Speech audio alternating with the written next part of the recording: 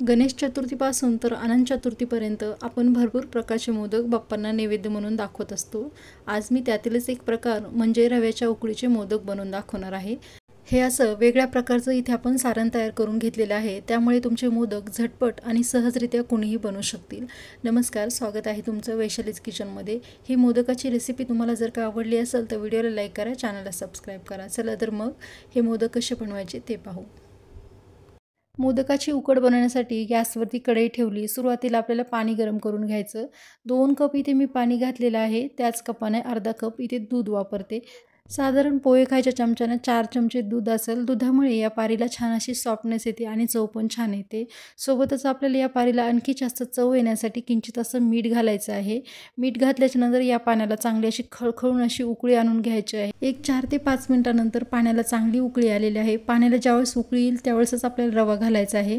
Normal पाण्यात पण रवा घालायचा नाही, पाण्याला खळखळून अशी उकळी आणून घ्यायची। रोजच्या वापरातला इथे मी 1 कप रवा घेतलेला आहे। वजरी प्रमाणात हा रवा 200 ग्राम आहे। मगाशी आपण सारणाकरता जे पाणी घातलेलं आहे तो 100 ग्रामचा कप आहे, त्यानुसार आपण 2 कप पाणी वरती 4 चमचे दूध घातलेलं आहे। पण आपण ज्या कपाने रवा घातलेला आहे तो कप 200 ग्रामचा आहे, त्यानुसार तुम्ही 1.5 कप पाणी घालू शकता।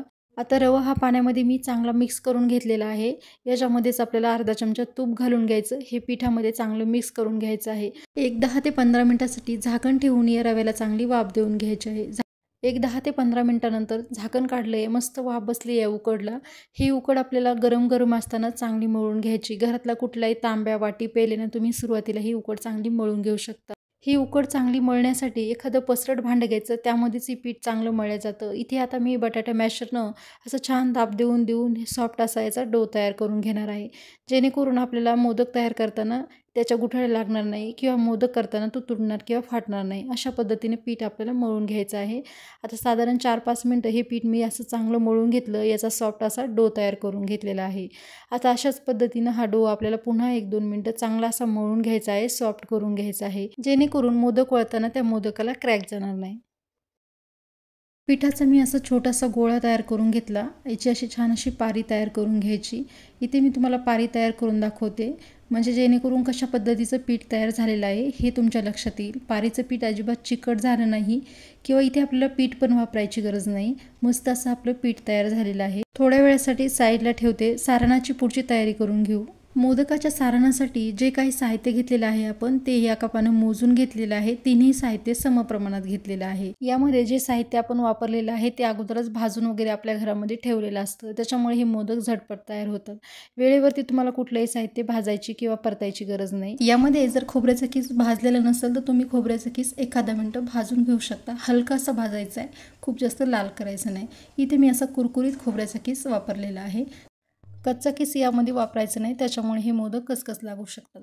आता यामध्ये हलकासा जाडसर भाजून घेतलेला शेंगदाण्याचा कूट घेतलेला आहे। सारणामध्ये जो शेंगदाण्याचा कूट वापरलेला आहे तो हलकासा जाडसर ठेवलेला आहे। मोदकामध्ये खाताना तो दाताखाली आल्याच्या नंतर छान लागेल, अशा हिशोबाने मी तो शेंगदाण्याचा कूट तयार करून घेतलेला आहे। सोबतच मी इथे बारीक असा हाताने चुरून गूळ वापरलेला आहे, अजिबात खिसलेला वगैरे नाही। जर कडक गूळ असेल तर तुम्ही इथे खिसून पण वापरू शकता। आता हे तिन्ही साहित्य आपण समप्रमाणात घेतलेलं आहे, तर हे चांगले आता मिक्स करून घ्यायचे। याला आपल्याला गरम वगैरे करायची पण अजिबात गरज नाही, त्यामुळेच हे मोदक झटपट तयार होतात। मोदकाचं सारण चांगलं मिक्स करून घेतलं। तुम्हाला फ्लेवर हवा असेल तर तुम्ही इथे वेलची पावडर पण घालू शकता किंवा तुम्हाला काही सुकामेवा घालायचा असेल तर तो पण घालू शकता। आता हे सारण आपलं तयार झालेलं आहे, लगेचच आपल्याला मोदक बनवायला घ्यायचे। मोदक केवढ्या साईजमध्ये बनवायचं त्यानुसार तुम्ही पिठाचा गोळा घेऊ शकता। लिंबापेक्षाही छोटासा असा गोळा घेतलेला आहे। हे पीठ आपल्याला हाताने अगोदर चांगलं मळून घ्यायचं आहे। आता हे मोदक बनवताना आपल्याला हलकासा तुपाचा हात घ्यायचा आहे, म्हणजे हे मोदकाचं पीठ पटापट सरकलं जाईल, पातळ अशी पारी तयार होईल। आता दोन्ही अंगठे मी मधोमध ठेवले, हाताची सर्व बोटं बाहेरच्या साईडने ठेवले। पातळ अशी आपल्याला वाटी तयार करून घ्यायची। हवं तर तुम्ही पारी लाटून पण घेऊ शकता, पण अशी वाटी तयार केली तर मोदकाच्या कळ्या पडायला सोपं जातं। एवढी अशी मी वाटी तयार करून घेतली। काठं पातळ केलेत, मधला भाग हलका असा जाड ठेवलेला आहे। भरपूर याच्यामध्ये सारण घालायचे। आता याच्या आपल्याला कळ्या पाडून घ्यायच्या आहे। अंगठ्या शेजारील बोट आपल्याला मध्यभागी ठेवायचे, अंगठा आणि करंगळी शेजारचं बोट आपल्याला बाहेरून ठेवायचं। अशा पद्धतीने त्याच्या घड्या करून घ्यायच्या, म्हणजे त्याला छान असा मोदकाचा आकार येतो। दोन्ही घडीमध्ये जास्त अंतर ठेवायचं नाही, एका पाठोपाठ एक आपल्याला लगेचच घड्या करून घ्यायच्या, म्हणजे जास्तीत जास्त याला कळ्या छान पडल्या जातात। मोदक सील करण्याची किंवा त्याला कळी पाडण्याची एक सोपी पद्धत सांगते। जर फिरून मोदकाला कळी पाडता येत नसेल तर काय करायचं, सर्व मोदकाच्या कळ्या एका हातानं हलक्या हातानं असे दाबत दाबत चालायचं, वरती आणायचं। थोडंसं पीठ शिल्लक राहिलं की त्याला सील करून द्यायचं। तुम्ही इथे पाहू शकता छान अशा आपल्या ह्या कळ्या तयार झालेल्या आहे। मोदकाला छान आकार येण्यासाठी खालच्या साईडनं थोडंसं दाबून द्यायचं, म्हणजे आकार पण छान येतो।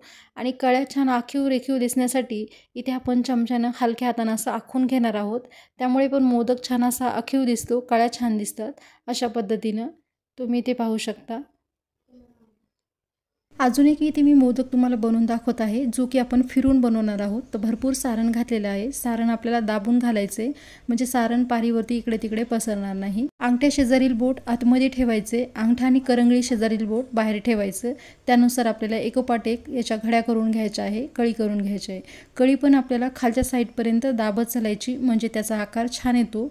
मोदक केल्याच्या नंतर ती कळी उठून दिसते। आता तुम्ही व्हिडिओमध्ये इथे पाहू शकता, अशा पद्धतीनं आपल्याला कळ्या करून घ्यायच्या आहे। आता हे मोदकाच्या चांगल्या कळ्या पाडण्यासाठी कळ्या अगोदर आपल्याला चांगल्या काटेकोर झाल्यात का हे पाहायचं। सारण थोडंसं दाबत चालायचं, म्हणजे ज्यावेळेस आपण खालच्या साईडनं दाबत चालतो त्यावेळेस सारण वरती येतं, आणि खालून दाबत दाबत वरती आणायचे।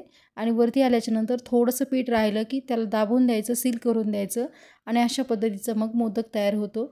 सेम पद्धतीमध्ये हे संपूर्ण मोदक बनवून घेतलेले आहे। लगेचच आपल्याला हे मोदक छान असे उकडून घ्यायचे आहे। आता गॅसवरती स्टीमर ठेवलं, त्याच्यामध्ये एक कॉटनचा कपडा टाकला, हवं तर तुम्ही केळीचं पान पण ठेवू शकता। मी इथे स्टीमरमध्ये एक तांब्या पाणी टाकून घेतलं, एक एक करून मोदक याच्यामध्ये ठेवते। खाली कपडा टाकलेला आहे कॉटनचा। तुम्ही हवं तर कढईमध्ये पण हे मोदक चांगले वाफवून घेऊ शकता। मोदकाच्या चाळणीमध्ये एखादा कॉटनचा कपडा टाकायचा किंवा केळीचं पान घेतलं तरी देखील चालेल, त्याच्यावरती एक एक करून मोदक ठेवून द्यायचा, आणि झाकण ठेवून 10 ते 15 मिनिटासाठी हे मोदक आपल्याला चांगले वाफवून घ्यायचे आहे। एक 10 ते 15 मिनिटानंतर इथे आपले मस्त असे मोदक झालेले आहे। माझे जेवढे काही मोदक झाले त्याच्यानंतर मी संपूर्ण मोदक याच्यामध्ये घालून घेतले। एक 10 ते 15 मिनिटासाठी चांगली वाफ दिली, आणि 2 ते 3 मिनिटासाठी थंड करून घेतलं। गरम गरम मोदक काढायचे नाही, कारण ते फाटू शकतात। ते इतके मस्त लवचिक झालेले असतात ना, त्याच्यामुळे गरम अशी काढायची नाही, 2-3 मिनिटं गार होऊ द्यायचे। आता हे मोदक मी एका प्लेटमध्ये काढून घेते। मोदक बघा तुम्ही किती असे परफेक्ट झालेले आहे। कळ्या पण बघा इथे मस्त असे सुबक पडलेले आहे। एक मोदक मी तुम्हाला इथे तोडून दाखवते। भरपूर सारण घातलेल्या आणि पातळ अशी पारी असलेले हे मोदक आपले तयार झालेले आहे। मस्त असे झटपट उकडीचे रव्याचे मोदक गणपती बाप्पाच्या नैवेद्यासाठी तयार झालेले आहे। रेसिपी आवडल्यास व्हिडिओ लाईक करा, चॅनलला सबस्क्राईब करा। भेटूया पुन्हा अशाच एका नवीन रेसिपीसोबत, तोपर्यंत धन्यवाद।